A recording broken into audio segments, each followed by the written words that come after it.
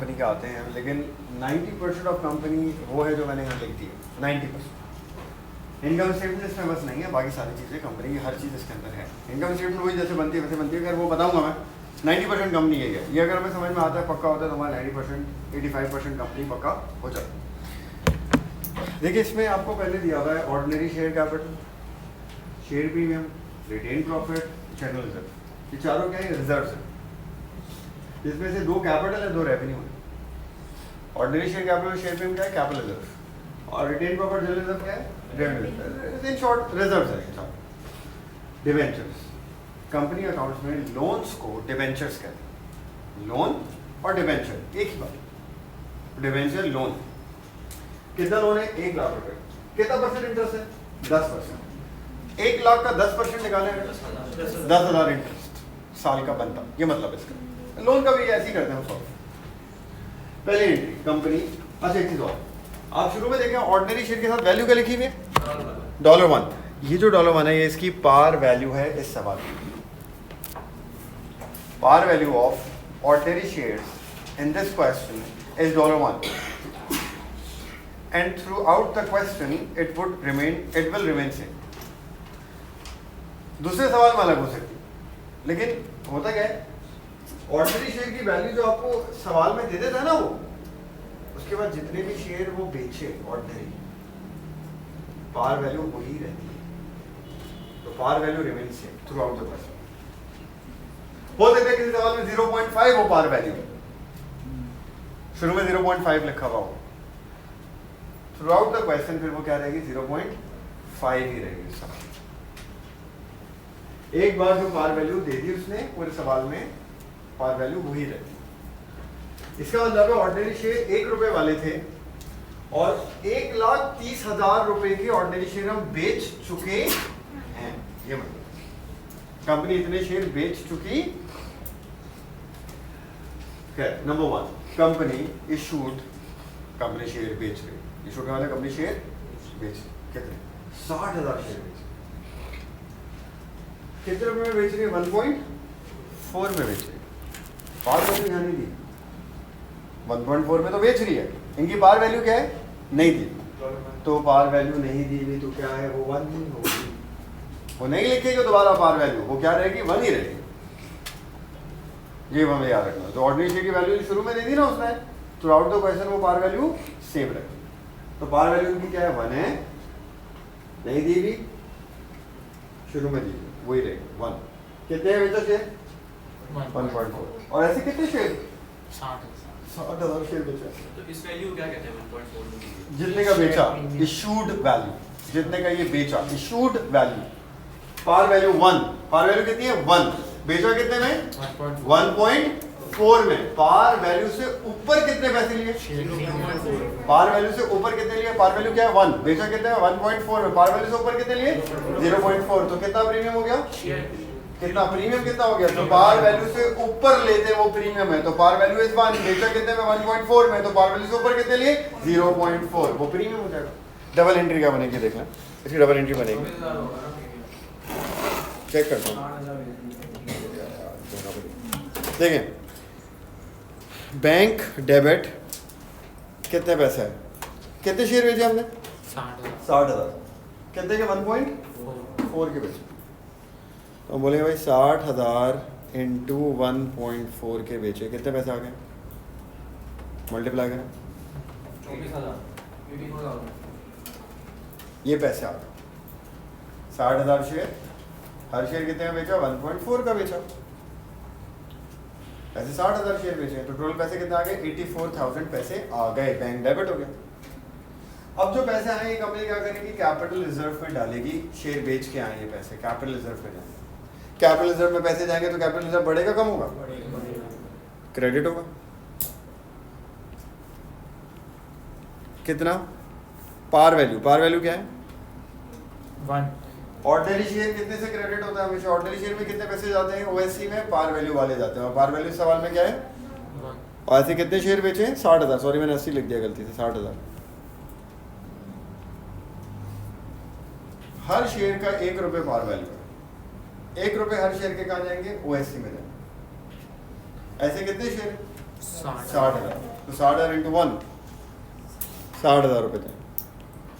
और बाकी जाएंगे शेयर प्रीमियम में, रिजर्व 60,000। कितना प्रीमियम है? 1 रुपये का शेयर कितने में बेचा है? 1.4 1.4 में बेचा है। 1 का शेयर 1.4 में बेचा है। कितना प्रीमियम है? 0.4। कितना हो गया? 24,000। ये बन जाएगी डबल एंट्री। ठीक है। Second part, company issued 40,000 ordinary shares. Company अब 40,000 शेयर बेच रही है। बार वैल्यू नहीं बताई, बार वैल्यू क्या होगी? 1। कितने में बेच रही है? 1.3। डबल एंट्री बनाते। बैंक डेबिट, डबल एंट्री बनानी, हाँ, और फिर statement of changes in equity SOCE बनानी। दो रिकॉर्ड। बैंक डेबिट 40,000 शेयर बेच रहे हैं। कितने के बेच रहे हैं? 1.3 का बेच रहे हैं एक शेयर। तो कितने पैसे आ गए? 52,000। ये पैसे कहाँ जाएंगे? रिजर्व में, OSC। कितने जाएंगे? पार वैल्यू वाले। पार वैल्यू क्या है सवाल में? 1। 40,000 चले जाएंगे। Share premium 40,000 share. एक का शेयर, 1 रुपये वाला शेयर कितने में बेचा है? 1.3 में बेचा है। प्रीमियम कितना हो गया? हर शेयर पे 0.3 का प्रीमियम, 12,000। जी। ठीक है। सेम ऊपर वाली एंट्री सेम ऐसी बन। अच्छा, ये प्रीमियम वाली एंट्री तो आपने आती नहीं, और पार वैल्यू वाली एंट्री थी। मतलब जो तीसरी है ना वो देता। ये तो बहुत आसान है। थर्ड वाली देखिए क्या, कंपनी इशूड कितने शेयर? 50,000। पार वैल्यू क्या है? 1 कितने में बेच रही है? 1 में ही बेच रही। Double entry. Bank debit 50,000 share कितने के बेचे? 50,000 हो गए। कहाँ जाएंगे ये? OSC पार वैल्यू से। पार वैल्यू भी क्या है? सेम है। 1 रुपये का शेयर 1 रुपये में बेचा है।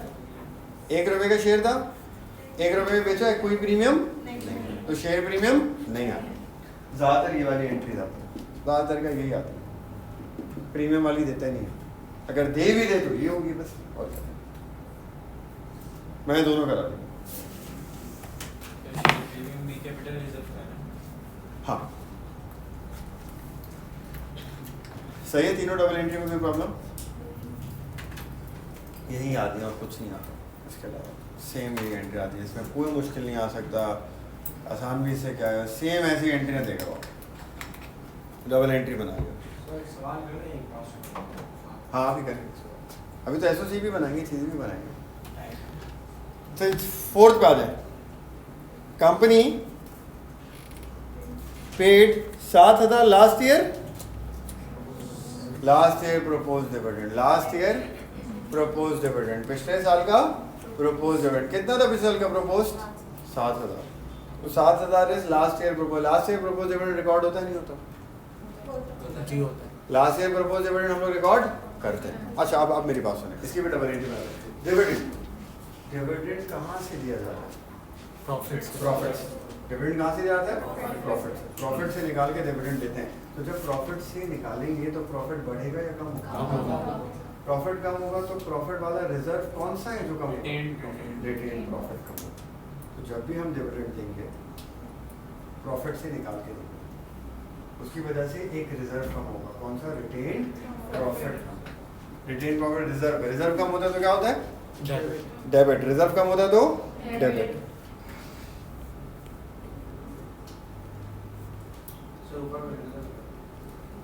कितना है retain profit? 7,000। Last year propose. और डिविडेंड में पैसा भी तो जाएगा, लोगों को पैसे भी तो देने पड़ेंगे। डिविडेंड मिलेगा कैसे उनको? Bank credit. ये डबल एंट्री बनेगी। Last year proposed dividend. अच्छा डिविडेंड लास्ट ईयर प्रपोज हो या इंटरिम हो, डबल एंट्री डिविडेंड की यही बनती है हमेशा। रिटेन प्रॉफिट डेबिट होता है और बैंक क्रेडिट होता है। सही। ये चौथी बैंक एंट्री। में भी 7,000 कम हो रहा है। हाँ पैसा भी तो देना पड़ेगा ना शेयर होल्डर को, तो पैसा जाएगा bank credit. Number 5 transfer 11,000 to general general reserve में ट्रांसफर कर रहे हैं, कहाँ से निकलता है? प्रॉफिट ट्रांसफर के पैसे हमेशा कहाँ से निकलते हैं? ये कम होगा डेबिट, 11,000 निकाल लिया डेबिट, और जनरल रिजर्व में चले गए। जनरल रिजर्व क्या हो जाएगा? क्रेडिट।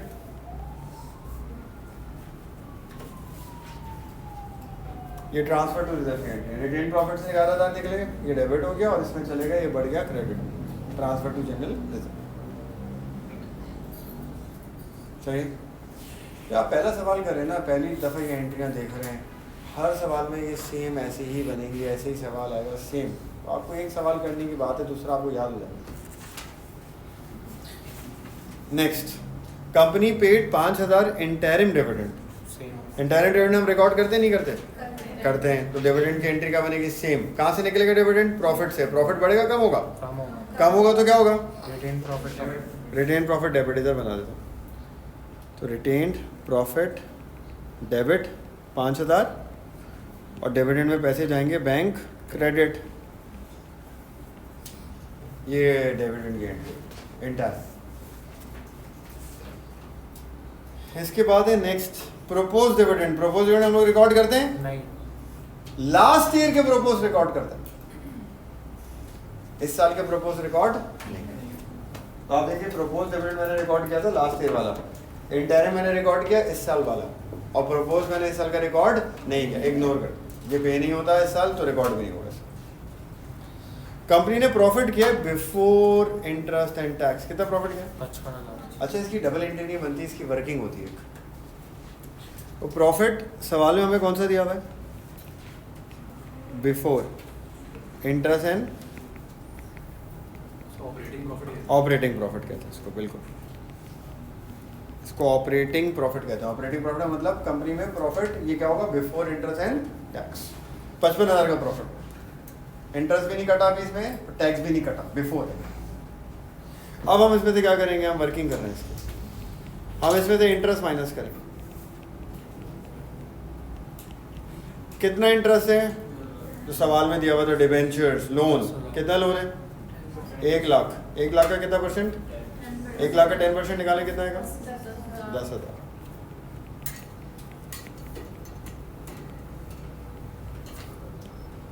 टैक्स है नहीं सवाल में,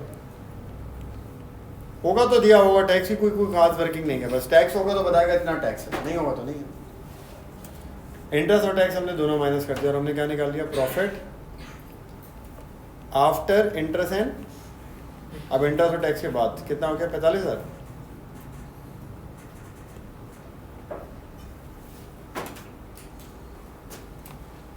इंटरेस्ट और टैक्स से पहले क्या है? 55। इंटरेस्ट काटा, टैक्स काटा, इंटरेस्ट और टैक्स के बाद आ गया 45। चाहिए हमेशा प्रॉफिट कौन सा निकालोगे? आफ्टर इंटरेस्ट एंड टैक्स आपको चाहिए। आपको हमेशा कौन सा प्रॉफिट चाहिए? आफ्टर इंटरेस्ट एंड, क्योंकि आगे SOCE में आफ्टर इंटरेस्ट एंड टैक्स। ठीक है, अब हम SOCE बना दो। ये कहलाती है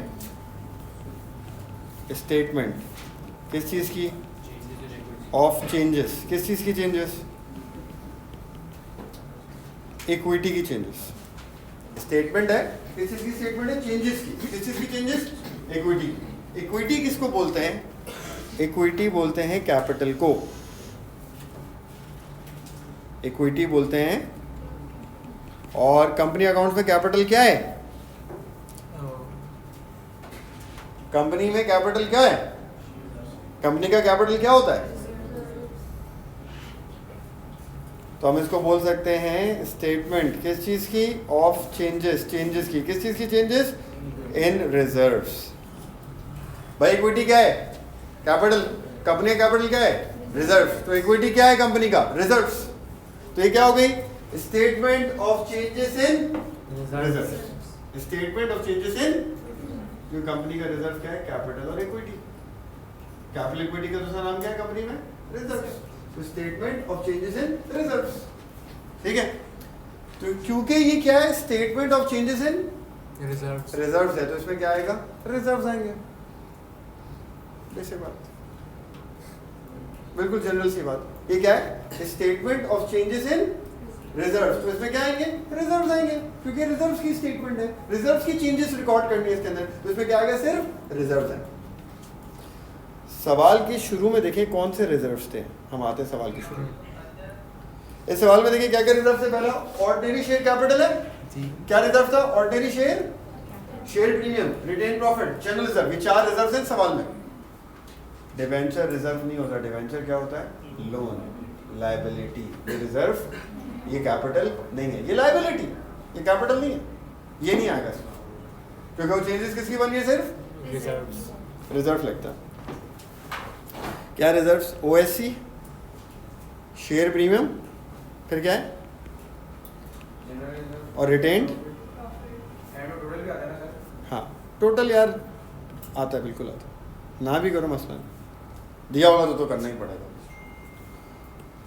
अच्छा, सबसे पहले ये स्टार्ट होता है ब्रॉड डाउन से. बीडी सबसे पहले इसमें क्या आती है? BD, brought down. Brought down में क्या आता है? अच्छा एक और दोबारा रिपीट कर रहा हूँ. मैंने 4 नाम लिखे हैं क्योंकि सवाल में कितने रिजर्व थे? 4. मैंने डिवेंचर नहीं लिखा. डिवेंचर यहाँ आता भी नहीं है क्योंकि डिवेंचर रिजर्व है भी नहीं. डिवेंचर क्या है? लायबिलिटी. इसलिए डिवेंचर यहाँ पर नहीं आता. क्लियर है? Broad down. ब्रॉड डाउन में क्या आएगा? इन 4 रिजर्व्स की अमाउंट्स जो सवाल में पहले से दी हुई थी. देखें सवाल में ओएससी पहले से कितना था? 130. शेयर प्रीमियम कितना था? 50. रिटेन प्रॉफिट कितना था? 60. जनरल कितना है? 40. ये ब्रॉड डाउन. 130, 50, 60, 40. 130. दूसरा क्या है? 50. फिर और अच्छा मैंने यहाँ जनरल पहले लिख दिया, रिटेन बाद में. वहाँ रिटेन पहले 60 और जनरल कितना है? 40. बस ये याद रखें. सही है. अब आप आए डबल एंट्री जो आपने बनाई. डबल एंट्री में देखें पहला नाम क्या है? बैंक. बैंक क्या चीज़ होती है? एसेट. एसेट. बैंक क्या होता है? एसेट. और हम जो चेंजेस बना रहे हैं वो किसकी बना रहे हैं? रिजर्व्स. रिजर्व्स की. क्या बैंक रिजर्व है? नहीं. बैंक तो एसेट है. एसेट को हम लोग उसमें देख नहीं रहे. हम उसमें किसको देख रहे हैं? सिर्फ रिजर्व. तो बैंक रिजर्व नहीं है, बैंक एक एसेट है, इसलिए ये एसओसी के अंदर नहीं है. एसओसी में क्या आता है? सिर्फ रिजर्व्स. बैंक रिजर्व नहीं है. बैंक क्या है? एसेट है. तो बैंक उसके अंदर नहीं है. इग्नोर कर. ये 2 रिजर्व्स. और रिजर्व की लॉजिक हमें पता है. रिजर्व जब क्रेडिट होता है तो बढ़ रहा है, कम हो रहा है? डबल एंट्री में क्या है? रिजर्व कैपिटल है, जब क्रेडिट होता है तो बढ़ता है. बढ़ता है. तो ये 2 बढ़ रहा है. हम आते हैं कौन सा? ओएससी कितने से बढ़ा है? 60. और शेयर प्रीमियम 24. इशू ओएससी कितने से बढ़ा है? 60. शेयर प्रीमियम कितने से बढ़ा है? ऐड कर दिया. इन दोनों में कोई फर्क? इस एंट्री का इन दोनों में कोई फर्क नहीं पड़ा. ये 2 रिजर्व्स थे उस एंट्री के अंदर. दोनों क्या हो रहे थे? Reserve credit. क्रेडिट होने का मतलब बढ़ रहे थे. बढ़ रहे थे मतलब मैंने ऐड कर दिया. बढ़ रहे थे ऐड कर दिया. कम होते माइनस करता. क्रेडिट हो रहे थे मतलब बढ़ रहे थे. रिजर्व क्रेडिट बढ़ रहा प्लस. नेक्स्ट पर दूसरी एंट्री. बैंक तो हम नहीं देखेंगे. बैंक रिजर्व नहीं है. ये 2 रिजर्व हैं. दोनों रिजर्व क्या हो रहे हैं? एक. क्रेडिट. क्रेडिट होने मतलब सारे. बढ़ रहा है. एक कितने से बढ़ रहा है? 40. एक कितने से बढ़ रहा है? 300. दूसरा क्या है? ये इशू ऑफ सही नाम इशू ऑफ शेयर. तीसरी डबल एंट्री. बैंक डेबिट और ओएससी. बैंक को हम नहीं देखेंगे, ये एसेट है. ओएससी रिजर्व है. ये क्या हो रहा है? क्रेडिट. रिजर्व क्रेडिट होने मतलब बढ़ रहा है, कम हो रहा है? कितने से? 50.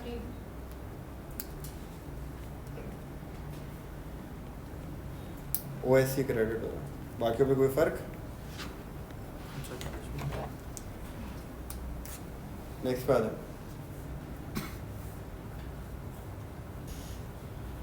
यहाँ तक का मसला.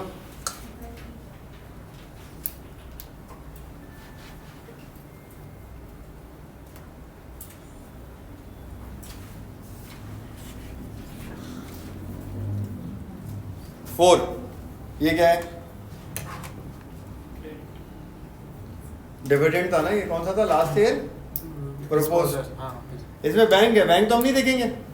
रिटेन प्रॉफिट है रिजर्व, रिजर्व क्या हो रहा है? रिजर्व हो रहा है डेबिट, रिजर्व डेबिट होने का मतलब बढ़ रहा है कम हो रहा है? क्या नाम है? Last year proposed. जी। ये नहीं है, ये नहीं है, ये नहीं है, रिटेन प्रॉफिट है डेबिट, कम हो रहा है। कितना था अमाउंट? 7 माइनस, ब्रैकेट माइनस कर दो। रिजर्व डेबिट का मतलब माइनस, माइनस कर दो। नेक्स्ट पे आते हैं। ट्रांसफर था, ट्रांसफर, ट्रांसफर में क्या था? Retain profit. देखिए ट्रांसफर की एंट्री, रिटेन प्रॉफिट डेबिट, एक रिजर्व कम हो रहा है, दूसरा रिजर्व क्रेडिट, दूसरा रिजर्व बढ़ रहा है, रिटेन कम हो रहा है, जनरल बढ़ रहा है। हम यहाँ आके लिखते हैं ट्रांसफर, जनरल रिजर्व बढ़ रहा है, इसमें मैंने प्लस कर दिया, रिटेन प्रॉफिट कम हो रहा है, इसमें मैंने,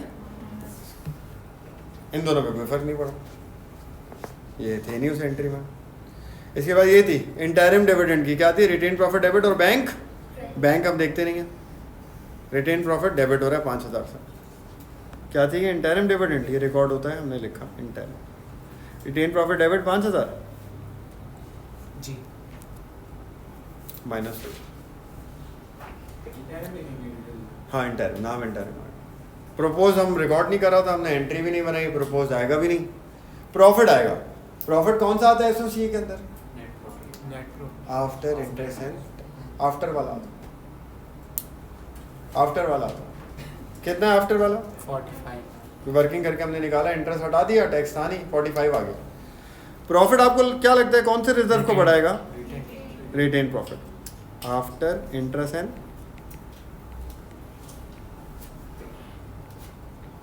एट, सीडी निकाल टोटल,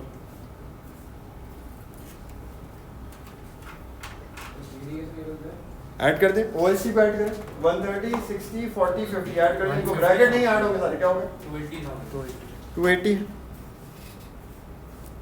शेयर प्रीमियम 50, 24, 12, 86, ये जनरल रिजर्व 51, रिटेन 51 ना, ये निकालें 60 माइनस 7, 53, 53 में से 11 निकला, 53 में से 11 निकला, 42, 42 में से 5 निकला, 37, 37, 37 में से 45, 82।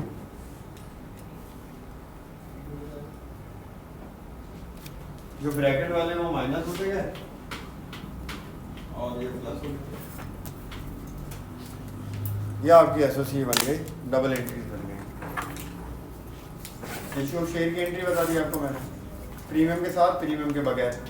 मैंने आपको लास्ट ईयर प्रपोज डिविडेंड कैसे रिकॉर्ड करते हैं उसकी एंट्री बता दी, इंटरिम की एंट्री बता दी, ट्रांसफर की एंट्री बता दी, प्रॉफिट कौन सा निकालते हैं, आफ्टर इंटरेस्ट टैक्स कैसे निकालते हैं वो बता दिया, और प्रपोज डिविडेंड साल का रिकॉर्ड नहीं होता उसको इग्नोर करते हैं वो, और एसओसी सही। ये टोटल भी आता है, जगह नहीं थी मैंने टोटल नहीं करा। अच्छा एक मैं बता दूं, ऐसे ही बता दूं आपको, आसान है। कभी कभार टोटल का कॉल भी देते थे, सुनो मैं टोटल करता हूँ ना मार्केट का,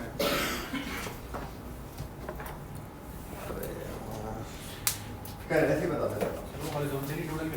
हाँ देखिए टोटल आता है ना, टोटल इधर सुन ले सब यार, टोटल कॉलम आता है, टोटल आप यू करो, इन सबको मिला लो, 1 2 3 4, टोटल आ जाएगा कितना? 130 प्लस 50, 180 प्लस 40, 220, 220 को 60, 280 लिख देंगे टोटल।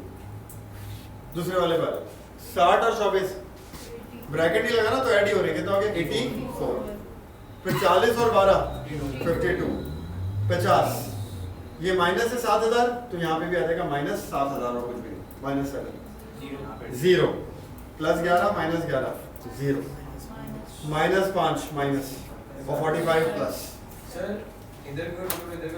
ऑब्वियसली सेम है, कोई बड़ी बात नहीं है यार, ये कोई मतलब गलती मतलब कोई बैलेंस शीट वाली बात नहीं है कि ये सेम आ रहा तो आपने बैलेंस किया। फॉर एग्जांपल मैं अगर एक एंट्री लिखना भूल जाऊँ तभी सेम आ जाएगा, तो जो मैंने यहाँ लिखा है उसी को तो मैं ऐड कर रहा हूँ। अगर मैंने यहाँ गलत लिखा है तो ऐड भी क्या होगा? गलत होगा, टोटल तो तब भी सेम है, सही है। तो ये ऐड हुआ कितना? 280, ये ऐड हुआ 84, ये ऐड हुआ 52, ये ऐड हुआ 50, ये ब्रैकेट में था, ये माइनस हुआ 7, ये प्लस और 11 माइनस 11 0 माइनस 5 45 ऐड हुआ टोटल। ये टोटल का कॉलम है अगर है सवाल। सर वो टोटल सिटी हाँ क्या करूं?